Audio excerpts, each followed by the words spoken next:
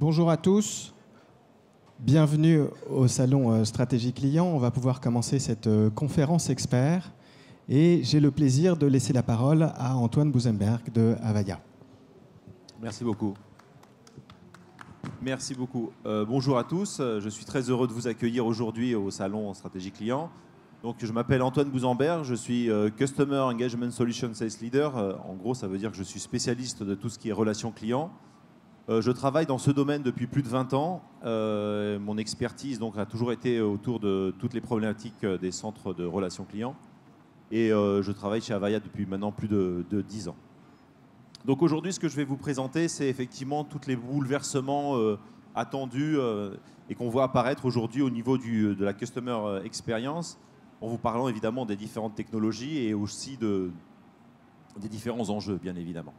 Alors, avant de rentrer vraiment dans la partie Customer Experience, la première chose que je voudrais faire avec vous, c'est vous partager un petit peu les informations que nous avons reçues suite à différents sondages qu'on a pu faire ces derniers temps. Et je vais partager avec vous les résultats d'enquêtes qu'on a pu faire auprès de nos clients par rapport à justement ces évolutions dans tout ce qui est Customer Experience et bien évidemment la Digital Transformation. Donc, quand on parle de transformation digitale, aujourd'hui, on voit qu'au niveau du marché, les sociétés sont dans des situations très disparates. Il y a des sociétés qui commencent tout juste leur transformation digitale. Il y en a d'autres qui sont très, très avancées, qui réfléchissent bien évidemment, comme on peut le voir aujourd'hui au niveau du salon, à de l'intelligence artificielle, et on en reviendra, bien évidemment. La chose importante, c'est que quelle que soit la position de votre société dans cette transformation digitale, on est obligé d'avancer et de répondre aux nouveaux usages, aux nouveaux canaux, à la digitalisation de la société. Évidemment, les systèmes de centres de relations clients doivent accompagner cette évolution. Donc la transformation digitale, c'est un parcours, c'est un cheminement.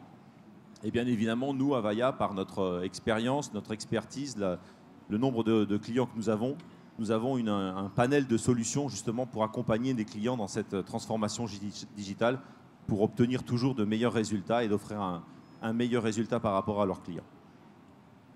Donc, la première chose que je voudrais partager avec vous, c'est donc cette étude qu'on a faite, dont les résultats sont tombés en mars 2018, donc vraiment c'est tout récent. Donc, c'est une étude qu'on a faite auprès de nos clients et nos prospects dans des secteurs, dans des verticaux qui touchent à peu près tous les verticaux de la relation client, dans différents pays. Et donc la première question qu'on leur a posée, c'est OK, vous avez un projet de transformation digitale, c'est quoi le réel driver? C'est quoi derrière ce projet de transformation digitale? Qu'est-ce que vous voulez atteindre? Sur quoi vous voulez vraiment travailler? Et donc la première réponse qu'on a reçue, c'est que la plupart des gens ils nous disent nous, ce qui nous intéresse, c'est vraiment travailler sur l'amélioration de la productivité de nos employés. Donc c'est la première réponse qui vient, 62%.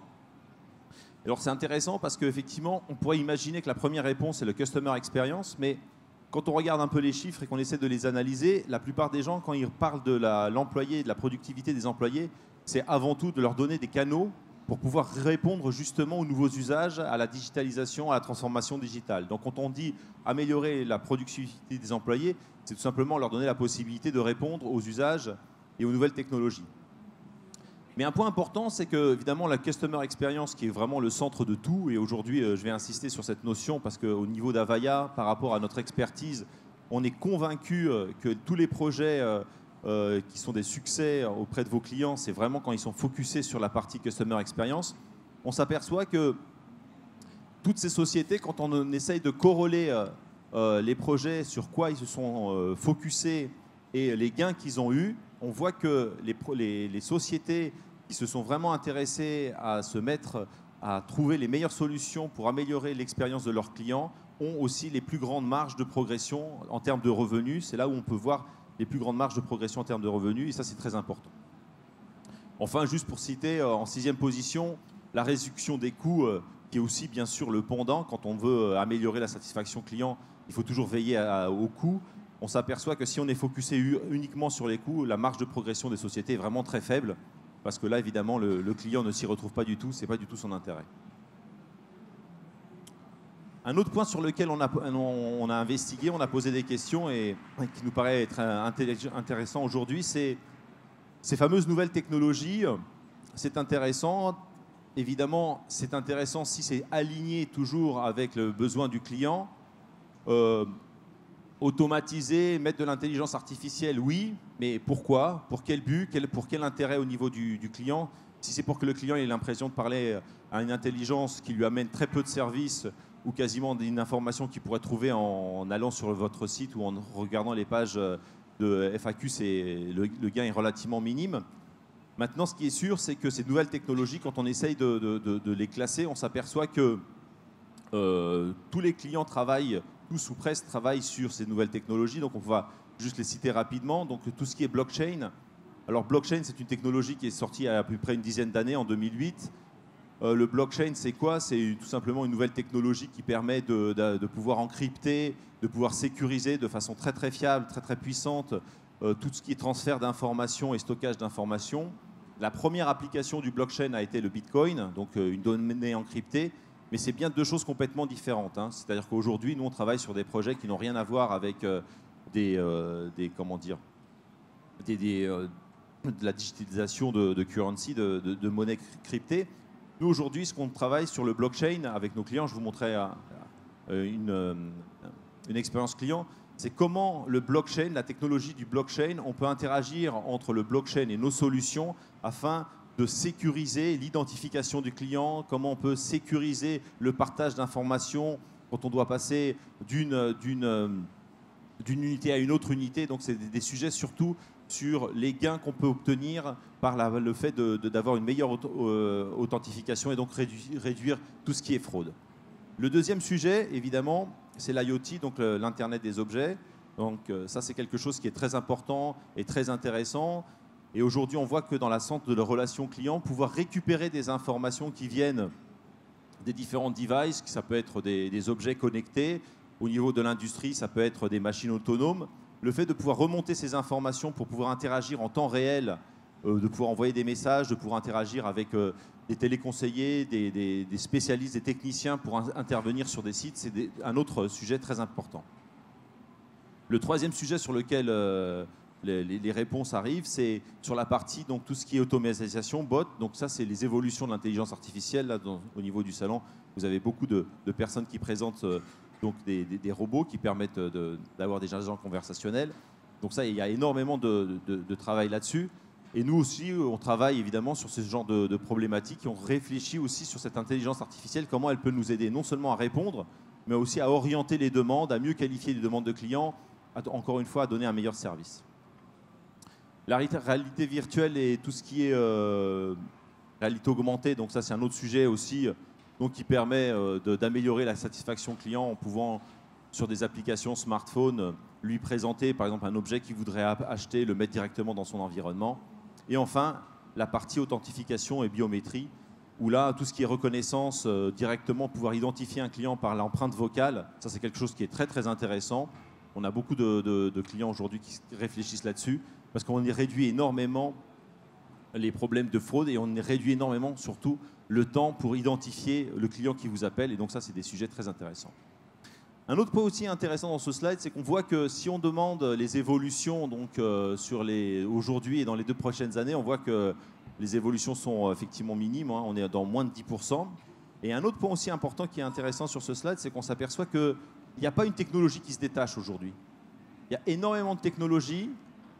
En fonction du secteur et de la maturité dans la digital transformation, les entreprises réfléchissent peut-être sur des technologies plus que d'autres. Mais aujourd'hui, beaucoup d'entreprises vont travailler sur tous les secteurs et vont essayer d'avancer sur tous les secteurs en essayant de voir par rapport à leur business quel est le secteur, quel est l'investissement qui va être le plus intéressant pour eux. Mais ce qui est sûr, c'est qu'il faut pouvoir choisir des solutions suffisamment souples et agiles pour pouvoir pouvoir changer ses investissements, pour pouvoir mieux réagir par rapport aux bénéfices qu'on peut en tirer. Donc, vraiment garder à l'esprit qu'il ne faut pas s'enfermer dans une technologie. Il faut pouvoir vraiment avoir des systèmes qui vont pouvoir s'adapter aux différentes technologies. Enfin, un dernier point sur la partie basse du slide. Quand on fait des études et on croise ces études-là avec des études, on va dire, au niveau des clients, on s'aperçoit que l'appétence des clients au niveau des nouvelles technologies est très forte et très grande. Et donc, les clients sont très demandeurs. Et donc, vraiment, on s'aperçoit que les centres de relations clients, ils doivent vraiment accélérer le mouvement pour justement se différencier de la compétition et proposer aux clients les services et les nouvelles fonctionnalités qu'ils attendent. Une autre information qui nous paraît très intéressante aussi lors de ce sondage, c'est qu'on a demandé aussi à nos clients, en termes de transformation digitale, quelle est aujourd'hui la part et qu'est-ce qu'ils considèrent être important quand on parle de transformation digitale par rapport aussi au contact humain. Quand on parle de contact humain, ça peut être sous différents types de médias. Je ne parle pas que de la voix, ça peut être un contact humain au niveau du chat, un contact humain au niveau des réseaux sociaux, c'est-à-dire vraiment avoir un vrai échange avec un contact humain. Donc aujourd'hui, tout le monde s'accorde à dire qu'en fonction du besoin, en fonction du cycle dans lequel vos clients vont être dans un cycle de vente, s'ils cherchent de l'information, s'ils sont dans un acte d'achat, s'ils sont dans un acte de réclamation, s'ils sont dans un acte de joindre quelqu'un pour obtenir plus d'informations ou pour faire des achats complémentaires, évidemment, le type de média va être complètement différent. Donc les usages ne vont pas être uniquement segmentés par une catégorie d'âge, ça va être aussi directement pour le même produit ou pour le même service en fonction de l'attente et en fonction de où se trouve le client dans son cycle. Donc, autant pour quelque chose de relativement simple, tout le monde s'accorde que pour payer une facture, récupérer une information, faire quelque chose de relativement simple, il y a très peu de clients qui aimeraient avoir un contact humain. Par contre, dès qu'il s'agit de quelque chose de beaucoup plus complexe, où il y a de l'émotionnel, on a reçu une facture, on a eu un débit, on ne comprend pas pourquoi c'est ce débit. Là, tout de suite, on a besoin de parler à quelqu'un pour être rassuré, savoir si c'est un problème, si c'est une erreur, trouver vraiment une solution. Et là, on a besoin de parler à un humain. Donc ça, c'est quelque chose de très important. La partie humaine reste. Et le point important qu'il faut garder à l'esprit, c'est qu'il faut avoir des solutions qui puissent passer d'un mode automatisé à un mode où on peut parler à quelqu'un, où on peut chatter avec quelqu'un, où on peut converser, quel que soit le type de média, avec une personne. Un autre point important, c'est que maintenant, si on commence à poser la question, quand vous parlez à quelqu'un, c'est quoi vos attentes? Et en fonction de la tranche d'âge, on a découvert quelque chose qui était assez étonnant, on va dire, parce qu'on pense toujours qu'en fonction de la tranche d'âge, le type d'interconnexion ou le type de communication est très différent. On s'aperçoit que la tranche d'âge des 25-34 ans, c'est des gens qui, quand ils veulent converser avec quelqu'un, quand ils veulent échanger avec quelqu'un, ils veulent tomber sur un spécialiste. Alors ça, c'est quelque chose qui est très important et qui va changer de façon assez drastique les centres de relations clients. C'est-à-dire que la plupart des gens, les nouveaux entrants, les nouveaux clients consommateurs et dans les années à venir, vont venir rechercher une expertise. C'est-à-dire qu'ils ne veulent plus avoir accès à quelqu'un qui va gérer un ticket d'incident, qui va leur dire oui, on a bien pris en compte votre problème, le problème avance, on va vous envoyer quelqu'un. Ils veulent parler à quelqu'un qui a un niveau d'expertise, qui n'est plus le niveau d'expertise juste pour réceptionner le contact et gérer le ticket d'incident, mais vraiment quelqu'un qui va pouvoir les aider, les rassurer, leur expliquer le pourquoi du comment. Donc vraiment avoir une notion d'expert, de subject matter expert, comme on dit, c'est-à-dire pas quelqu'un qui pourra... Oh, pardon. Quelqu'un qui sera juste là pour faire un suivi d'un ticket d'incident ou faire un suivi d'une vente ou même apporter des informations par rapport à un produit ou un service de façon vraiment très basique, mais voudront chercher quelqu'un de très très pointu. Alors un autre enseignant de cette étude, cette fois-ci on pose plus la question pour savoir en termes de communication et en termes de la meilleure expérience au niveau des clients, quel est un autre point qui, au niveau de nos clients et prospects qui leur paraît important? C'est qu'ils disent que 91% des organisations, des sociétés considèrent qu'il faut avoir dans les process, dans l'entreprise, une meilleure communication au sens large du terme dans les entreprises. Ça veut dire que c'est bien d'avoir un super front office, d'avoir un super back office, mais s'il travaille en silo et s'il n'a pas la possibilité d'interagir pour donner le meilleur service aux clients, quelque part, on loupe une grande partie de la cible qu'on s'est donnée. Donc l'idée, c'est de dire qu'aujourd'hui, les sociétés réalisent de plus en plus qu'il faut pouvoir avoir des moyens de communication qui permettent de connecter les différents services entre eux pour offrir le meilleur service à leurs clients finaux. Ça va permettre d'agir sur ce qu'on appelle le first call resolution, donc la résolution au premier contact. Si on a la capacité de joindre l'expert alors qu'on est en front office et que cet expert est en back office, on va être beaucoup plus pertinent et on va vous donner un service de meilleure qualité. Un autre point important quand on parle des process, c'est aussi les process au sens général du terme. C'est les process métiers à l'intérieur de l'entreprise. Comment les process métiers interagissent entre eux. Donc là, on n'est plus dans le customer relationship, on n'est plus dans la relation client, on est plus sur les process d'amélioration à l'intérieur de l'entreprise. Et ça, c'est un autre point important. On voit qu'aujourd'hui, les communications, c'est important d'avoir la façon la plus simple de communiquer avec ses clients, mais il faut aussi travailler sur la communication interne et sur les différents moyens qu'on peut aider les différents services à communiquer entre eux. Ça agit sur la productivité des employés, évidemment. Ça influence directement sur la qualité du contrôle qu'on va avoir au niveau des process. Et donc, en finalité, ça agit bien évidemment sur la satisfaction des clients. Enfin, le dernier point, c'est que quand on regarde la satisfaction des clients et qu'on est dans des ventes de solutions et des ventes de produits, on s'aperçoit qu'à la fin, la satisfaction client, ça va être effectivement directement lié au back-office, c'est-à-dire à la dernière partie qui va permettre, une fois qu'on a commandé un service ou un produit, c'est le delivery, c'est dans combien de temps je vais le recevoir, comment je vais le recevoir, le type d'information qu'on va me donner par rapport au suivi de ma commande, le type d'information, le type de possibilités qu'on va me donner pour choisir le lieu où je vais recevoir le produit.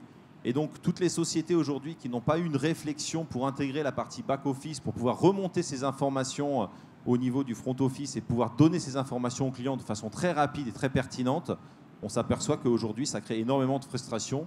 Et donc, ce n'est pas la peine d'avoir un énorme big data, avoir investi énormément dans son front-office si on n'a pas la possibilité d'être très réactif et de pouvoir redonner cette information pour prévenir le client qu'il va y avoir un retard dans la livraison ou alors l'avertir de la bonne nouvelle que justement on va pouvoir le livrer plus rapidement que c'était prévu. Donc aujourd'hui, on s'aperçoit que les entreprises réalisent que justement l'intégration des informations et le champ de communication entre le front et le back-office n'est pas très performant. Et donc, une des révolutions, c'est justement d'améliorer cette intégration.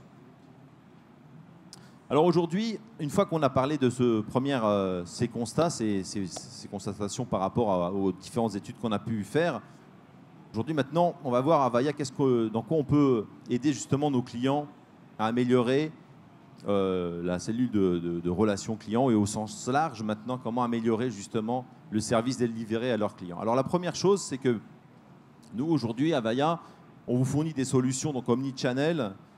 Et la grande idée aujourd'hui, c'est de dire que les solutions qui ont été développées en silo, qui permettent de répondre à un canal particulier, que ce soit les réseaux sociaux, que ce soit du chat, de l'email, quel que soit le type de média, l'idée aujourd'hui, c'est qu'il faut vraiment avoir une solution qui fédère tous ces réseaux pour justement avoir une vue exhaustive de tous les échanges que vous avez pu avoir avec vos clients.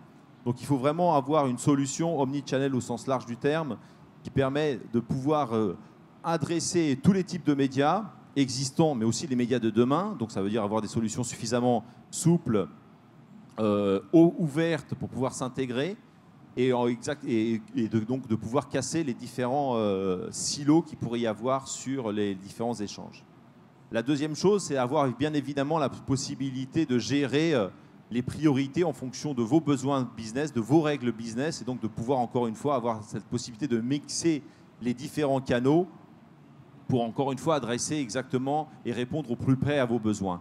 Rajouter du chatbot, ça peut être une excellente idée, et bien sûr qu'on va vous encourager à intégrer des chatbots, de tirer parti de tout ce qui est des avancées de l'intelligence artificielle, mais encore une fois, il ne faut pas créer un silo où le client ne serait devant son chatbot et ne pourrait pas ensuite intervenir et interagir avec une personne qui pourrait justement répondre à des besoins peut-être plus complexes. Et enfin, le troisième point sur lequel on peut vous aider, c'est vous apporter des solutions sur tout ce qui est connexion entre les différents services. Nous, aujourd'hui, à Avaya, on est un fournisseur, un éditeur de solutions qui répond à toutes les problématiques de centre de relations clients, mais on fournit aussi des solutions pour faire ce qu'on appelle de la messagerie unifiée, pour faire des communications unifiées au sens large dans les entreprises. Donc l'idée, c'est vraiment de pouvoir casser les différents silos entre les différentes entreprises, entre les différents business units, les différents départements des entreprises, pour que les solutions puissent mieux interagir entre eux. Donc un des points importants aujourd'hui, c'est que quand on essaye de comprendre un petit peu la problématique, c'est que le client, votre client, il voit l'entreprise comme une seule et unique entité. Il n'y a pas la notion de front office, d'une entité qui permettrait de gérer la demande du client et puis le reste de la société, du back-office ou qui serait les autres départements. Donc l'idée, c'est de dire qu'aujourd'hui, le client, ce qu'il attend, c'est d'avoir une interaction avec une entité qui soit pertinente, dont la réponse soit pertinente, que ce soit au niveau de la collecte d'informations, du passage de la commande, du suivi d'une commande, du service après-vente. Tout le cheminement, tout le cycle, tout le type d'interaction, c'est une seule type d'interaction. C'est une entité. Un autre point important aussi, c'est que le client, quand il voit une entreprise, il la voit aussi pour les entreprises qui ont des boutiques, des magasins. Il ne comprend pas pourquoi, quand il va dans le magasin, il n'a pas du tout le même service et il ne peut pas avoir un suivi entre une interaction qu'il pourrait avoir dans une boutique et une interaction qu'il pourrait avoir avec le centre de relations clients. Donc encore une fois, vos clients vous voient comme une seule entité qui doit leur donner le meilleur service. Autrement, ils pourraient être tentés de travailler avec une autre entreprise. Donc l'idée vraiment d'Avaya, c'est d'avoir des solutions qui vont permettre d'interconnecter tous les différents points de votre entreprise pour donner le meilleur service à vos clients. Donc c'est vraiment ça la volonté d'Avaya. C'est avec les solutions, et donc je vous inviterai à ensuite aller sur notre stand pour discuter avec nos experts. Mais avec nos solutions, c'est de venir vraiment permettre de connecter tous les différents nœuds de votre entreprise pour une meilleure communication, pour une meilleure autonomie à l'intérieur de l'entreprise et aussi, bien évidemment, pour répondre à toutes les problématiques avec tous les types de médias de vos clients. Évidemment, pour pouvoir faire ça, il faut s'entourer d'un écosystème. Et aujourd'hui, à Avaya, on travaille sur des plateformes qui sont ouvertes, qui permettent de s'interconnecter avec énormément de nos business partners pour justement rajouter des services en fonction des demandes de nos clients et pour avoir quelque chose de complet. Alors maintenant, ce que je voudrais partager avec vous, c'est quelques use cases, quelques implémentations et quelques réflexions sur lesquelles on a commencé à travailler avec nos clients. Donc, j'en ai 3. Donc, je vais commencer par le premier qui est plus orienté sur la banque, où là, on a travaillé avec nos clients pour voir exactement un parcours client en termes d'expérience client et comment on peut implémenter nos différentes solutions et quel type de service on peut délivrer. Donc là, on va prendre un scénario où justement le client commence à se loguer, à s'authentifier sur un site web et donc pouvoir commencer à donner des informations sur ce site web. Donc la première chose, c'est que tout ce qui est identification, qualification, aujourd'hui on peut le faire de multiples façons. On peut utiliser la technologie des blockchains pour justement sécuriser l'identification des clients. On peut utiliser l'empreinte vocale quand on est au niveau de la voix. On peut utiliser des notions d'identification directement sur des applications smartphone. Mais toutes ces informations, aujourd'hui, nous, on va pouvoir les collecter et les capturer dans ce qu'on appelle techniquement un context store, c'est-à-dire c'est le contexte du client. Donc un des points qui est fondamental, c'est pour pouvoir personnaliser la relation du client, il faut pouvoir déjà connaître qui veut rentrer en contact avec vous. Donc cette notion de contexte, c'est un point clé dans notre approche de l'expérience client, c'est d'avoir un endroit dans lequel on va pouvoir déverser toutes ces informations. Elles peuvent venir de n'importe quel endroit et elles peuvent aussi venir à l'extérieur de votre centre de relations clients. Cette notion de context store aussi, c'est très important. C'est-à-dire que si votre client il est rentré dans une boutique pour faire un achat, cette information peut être stockée dans notre système pour que si ensuite le lendemain il appelle, l'agent puisse voir qu'effectivement hier il est rentré dans une boutique pour faire un achat. Donc l'idée aussi c'est de décloisonner les informations pour récupérer les informations de quel que soit le type d'interconnexion que le client a pu avoir, soit dans la cellule de relation client, soit à l'extérieur de la cellule de relation client. Alors ensuite, le client il va essayer de faire une transaction. Donc il peut vérifier par exemple qu'il n'a pas le solde suffisant pour payer une facture et donc être intéressé à rentrer en communication avec un agent pour peut-être obtenir un prêt personnalisé, un prêt à la consommation. Donc là déjà tout de suite on s'aperçoit que dans cette première étape, là, on peut commencer à introduire de l'intelligence artificielle, c'est-à-dire commencer à regarder l'historique de son client, ses usages, son comportement, pour essayer de lui proposer le meilleur type de média par rapport à sa problématique. Donc si c'est un client qui a l'habitude et qui a été plutôt satisfait précédemment par un échange par chat, eh ben on va lui proposer un échange par chat pour régler sa problématique. Donc l'idée, c'est de ne pas proposer les canaux en fonction de critères internes de la société, mais de vraiment proposer les canaux qui, par une analyse et par l'aide de l'intelligence artificielle, nous paraissent être les plus adaptés par rapport à ce profil client, encore une fois, par rapport à l'historique de ces échanges et de l'historique de ces usages qu'on aura fait.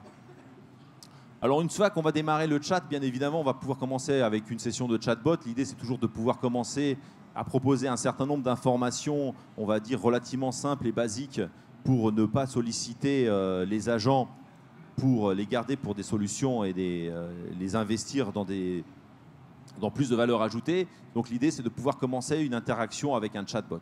Le point, par contre, fondamental, c'est pour garder justement cette continuité, il faut que quand on va passer du chatbot à une personne humaine, il faut que la personne humaine puisse voir tous les échanges qu'il y a eu au niveau du chatbot. Sinon, on revient à l'ancien écueil qui est que l'agent va redemander de nouveau les mêmes questions. Qui vous êtes? Pourquoi vous nous appelez? Quelle est votre problématique? Donc, les écueils qu'on a connus les précédentes années au niveau de la voix, où on disait qu'on faisait une première qualification sur les serveurs vocaux interactifs et ensuite on avait un agent qui reposait essentiellement les mêmes questions. L'idée, c'est de s'affranchir et évidemment d'éviter au maximum cet écueil. Donc, il faut que les solutions de chatbot, tout ce qui est automatisation, quand vous avez prévu de pouvoir escalader vers un agent, il faut que tout ce contexte d'information soit suivi et soit disponible sur l'écran de l'agent pour qu'il puisse bien évidemment s'approprier la connaissance de tous les échanges et de bien comprendre où est la problématique du client pour pouvoir être le plus efficace et le plus pertinent. Ensuite, évidemment, quand l'agent va recevoir le contact, donc il va y avoir une fenêtre de chat qui va commencer à s'échanger. Bien évidemment, on va pouvoir passer les informations sur vos applications CRM. Nous, aujourd'hui, à Avaya, on n'est pas fournisseur, éditeur de solutions CRM. Donc, on travaille avec tous les éditeurs du marché et aussi avec des applications CRM créées par nos clients. On a beaucoup de clients qui ont dit Home CRM. Donc, on a un système suffisamment ouvert qui permet de s'adapter avec toutes les solutions du marché. Et un des points importants, c'est qu'on va bien évidemment passer ces informations au niveau du CRM pour que l'agent puisse être directement sur la bonne page par rapport à son client, à sa problématique, avoir la bonne vue applicative.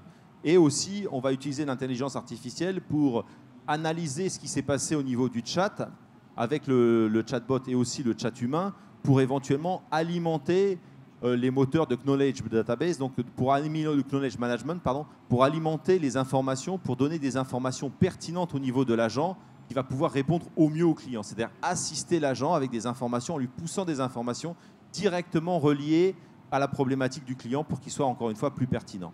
Tout ça, bien évidemment, va pouvoir être stocké dans notre context store et qui va pouvoir être réutilisé et pouvoir être aussi utilisé à des fins de BI ou à des fins de marketing.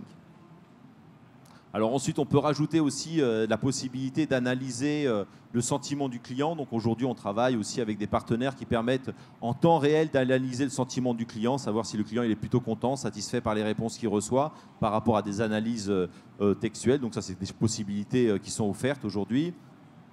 Un point important, c'est que quand on parle de cellules de relations clients, il ne faut pas oublier que toutes ces nouvelles technologies ne doivent pas empêcher la possibilité à un agent de demander du support, à demander à avoir du coaching de la part de ses superviseurs. Donc, encore une fois, nos solutions permettent d'offrir énormément de fonctionnalités de coaching. Par exemple, j'en citerai une, quand on est en chat, l'agent peut ouvrir une fenêtre de chat à l'intérieur de sa fenêtre de chat pour converser avec son superviseur. Le superviseur peut voir qu'est-ce qu'il est en train d'échanger. Il peut aider l'agent ou tout simplement rentrer en conférence dans le chat et continuer tout simplement le chat avec le client. Donc on a la possibilité, une grande souplesse de fonctionnalité pour que le superviseur puisse coacher son agent et intervenir.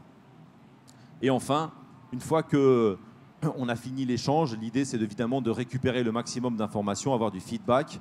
Et bien évidemment, là on est plus dans le monde du WFO, du Workforce Optimization, qui fait partie aussi des solutions du portfolio d'Avaya pour récupérer l'information et pour savoir exactement la satisfaction du client.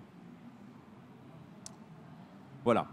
Un autre exemple que je voudrais partager avec vous, c'est le projet eCall. Donc eCall, c'est le Emergency Call. Donc aujourd'hui, toutes les voitures vont bientôt être équipées d'un bouton qui va permettre que quand on appuie sur ce fameux bouton, on va pouvoir rentrer en communication avec une cellule pour vous apporter du support. Et surtout, si la voiture rentre en collision, un déclenchement d'airbag, la voiture automatiquement, donc comme un objet connecté, automatiquement elle aura la capacité d'appeler une cellule qui pourra proposer les premiers secours.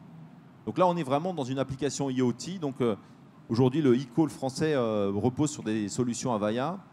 Et donc l'idée, c'est quoi? C'est que donc il y a une technologie à l'intérieur de la voiture. Donc ça, c'est quelque chose qui est évidemment hors de notre scope, mais l'idée, c'est d'avoir une technologie qui va venir émettre un signal. Donc il va y avoir un trigger, un événement. Donc ça peut être une collision, un accident. Et basé sur cet événement, cette boîte à l'intérieur de la voiture va venir collecter un certain nombre d'informations, donc le nombre de passagers, savoir sa géolocalisation, le type de, est-ce que c'est une voiture essence, diesel, le numéro de VIN, donc le numéro du matricule du véhicule. Donc toutes ces informations qui vont être très intéressantes, bien évidemment, pour les services de sécurité qui vont intervenir, de savoir exactement le type de véhicule. S'ils ont à découper le véhicule pour sortir quelqu'un du véhicule, c'est intéressant de savoir exactement le type de véhicule pour pouvoir être équipé en adéquation. Donc toutes ces informations vont être remontées et ensuite le système va être capable, bien évidemment, d'établir un appel, de mettre un agent qui va faire ce premier niveau, qui va récupérer toutes ces informations qui vont lui arriver, de pouvoir converser, de pouvoir ouvrir directement un micro et de pouvoir converser avec les personnes dans le véhicule, de faire une première analyse et évidemment de pouvoir ensuite mettre d'autres personnes, d'autres services de sécurité, d'envoyer des ambulances, de pouvoir envoyer un service de dépannage s'il n'y a pas de billets, etc., etc. Donc ça, c'est une application vraiment d'IoT où on utilise nos systèmes pour faire vraiment du process, c'est-à-dire qu'on va recevoir un événement et basé sur cet événement, avec les informations de cet événement, on va décider de faire une conférence, d'émettre un appel, d'envoyer un SMS, d'envoyer un email à différents types de services. Donc on va définir un process métier à l'intérieur de nos solutions et basé sur nos technologies, on va être capable de répondre à n'importe quel type de process métier au niveau d'un IoT. Donc ce que ça veut dire par là, c'est qu'on a des solutions qui font du business process modeling, donc qui sont capables de modéliser un process métier, d'automatiser un process métier avec la couche, on va dire, de communication en temps réel, quel que soit le type de média, pour justement joindre des services d'urgence en l'occurrence ici. Mais si on prend un autre cas qui pourrait être des machines qui ont besoin de maintenance ou qui arrivent sous des ascenseurs qui ont des problèmes, de pouvoir automatiquement remonter au centre de support et que le support puisse avoir une cartographie de l'état de ces techniciens directement en temps réel en leur envoyer un message pour que le technicien puisse directement aller à l'immeuble pour faire la réparation au niveau de l'ascenseur. Voilà, c'est ce genre de projet sur lequel aujourd'hui on travaille. Et enfin, un dernier projet sur une banque très importante à Dubaï, sur lequel on a travaillé. Et eux, aujourd'hui, ils ont implémenté nos solutions de chatbot, ils ont implémenté la plupart d'ailleurs de nos solutions, et on est en phase pilote justement pour travailler sur des problématiques de blockchain, pour justement comment s'assurer l'identification de leurs clients et limiter la fraude. Donc la blockchain, c'est une technologie, je le disais en préambule, donc c'est une technologie qui va vous permettre de valider, de limiter le risque en termes de fraude ou même d'exclure le risque en termes de fraude sur la transaction des échanges et sur le stockage de ces informations. Donc nous, aujourd'hui, à Avaya, on fait partie d'un comité pilote au niveau international de réflexion sur l'intégration de nos solutions avec des technologies de blockchain. Et aujourd'hui, on a commencé les premières implémentations sur des banques. Et en l'occurrence, la banque NBD à Dubaï. Voilà, un dernier point, et là je vois qu'on arrive à 40 minutes, pour laisser un peu de questions si vous en avez, c'est que, évidemment, toutes ces solutions, quel que soit le type de solution dont on est en train de parler, il faut pouvoir aussi s'adapter à une certaine flexibilité, agilité dans le déploiement de ces solutions. Donc nous, aujourd'hui, à Avaya, on accompagne nos clients dans les différentes réflexions. Est-ce qu'on est on-premise? Est-ce qu'on veut du managed services? Est-ce qu'on cherche des solutions hostées? Est-ce qu'on veut aller vers du public cloud, du private cloud? Est-ce qu'on veut être en mode hybride? Donc aujourd'hui, on a beaucoup de nos clients qui ont été on-premise et qui veulent rajouter des nouveaux services, mais qui veulent avoir ces services dans le cloud. Donc aujourd'hui, nous, on accompagne nos clients Et on a aujourd'hui la possibilité de les accompagner en fonction de leurs besoins sur différents modèles de déploiement, tout en garantissant le même niveau fonctionnel de nos solutions. Voilà, donc un dernier slide juste pour résumer un peu ce que je vous ai dit. Et encore une fois, je vous invite à aller sur notre stand pour avoir des démonstrations. Donc aujourd'hui, on a un panel de solutions qui va permettre de répondre à des problématiques de centre de relations clients, mais aussi de toutes les problématiques de communication à l'intérieur de l'entreprise au sens large du terme. Donc on a des solutions qui vont vous permettre d'automatiser des business process sur des plateformes qui sont ouvertes, qui peuvent s'interopérer avec d'autres solutions du marché, bien évidemment. On a des solutions de workflow uniques, des solutions qui vont vous permettre de ce qu'on appelle le attribute matching, des solutions qui vont vous permettre d'aller plus loin pour l'adéquation entre une demande et une ressource. Donc, on avait la notion de skill-based routing, là, sur la notion de compétences, là, on va plus loin, où on peut rajouter plus de quantitatif dans l'adéquation de la demande et de la ressource. On a la possibilité d'avoir bien évidemment tout ce qui est Customer Journey, donc le parcours client, de pouvoir l'avoir le parcours client consolidé avec des informations internes, mais également externes, donc de décloisonner encore une fois les différentes solutions avec des solutions analytiques. Et l'idée, c'est bien évidemment de rajouter sur notre cœur de solutions de ces nouvelles technologies comme l'intelligence artificielle, les chatbots, le blockchain ou tout simplement l'Internet des objets, tout ce qui est IoT. Voilà, je voulais tenir en 40 minutes, c'est à peu près tenu. Je ne sais pas si vous avez, il nous reste 5-10 minutes, si vous avez des questions, si vous voulez poser votre question ou si vous voulez venir tranquillement me les poser à moi ensuite, comme vous voulez. Voilà, j'espère que ça vous aura intéressé.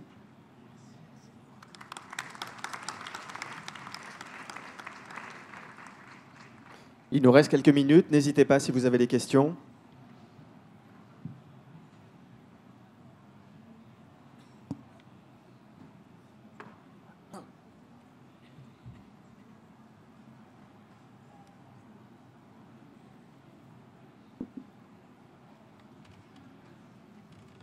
Très bien, merci à vous. Et puis on peut continuer la conversation de manière plus informelle si vous souhaitez au niveau du pupitre. Merci.